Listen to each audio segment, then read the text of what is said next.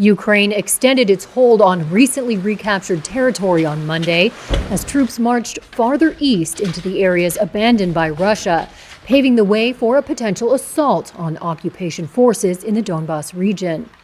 President Volodymyr Zelensky vowed Ukraine would keep fighting to regain its territory. We are stabilizing the situation, holding our positions firmly, so strong that the occupiers are really panicking. We have warned that the Russian soldiers in Ukraine have only two options: to flee from our land or surrender. In a dramatic counteroffensive that has changed the tide of the war, Ukrainian forces swept through the Kharkiv region this month, sending thousands of Russian troops fleeing and abandoning their tanks and ammunition.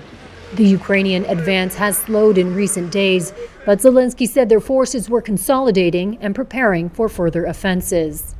Ukraine accused Russian forces on Monday of shelling near the Pivdenu-Ukrainsk nuclear power plant in the south.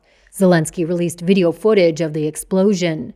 Ukraine's state nuclear company said buildings were damaged, but its reactors were unscathed. The attack also damaged a nearby hydroelectric power plant and transmission lines. Since its forces were driven out of Kharkiv, Russia has repeatedly fired at power plants, water infrastructure, and other civilian targets in what Ukraine says is retaliation for defeats on the ground. Moscow, which says it is engaging in a special military operation, denies deliberately targeting civilians. In the newly recaptured city of Izium, forensic experts carried out the grim task of exhuming bodies from a mass grave, most of them civilians. Sergei Bolvanov, the head of investigative police in the Kharkiv region, said some bodies showed signs of a violent death. As we can see, dead bodies of civilians and servicemen were buried without coffins. Because of that, the shape of the dead bodies is not good. There are decomposed parts. During preliminary examination, it is hard to establish the entire list of damages done to the bodies.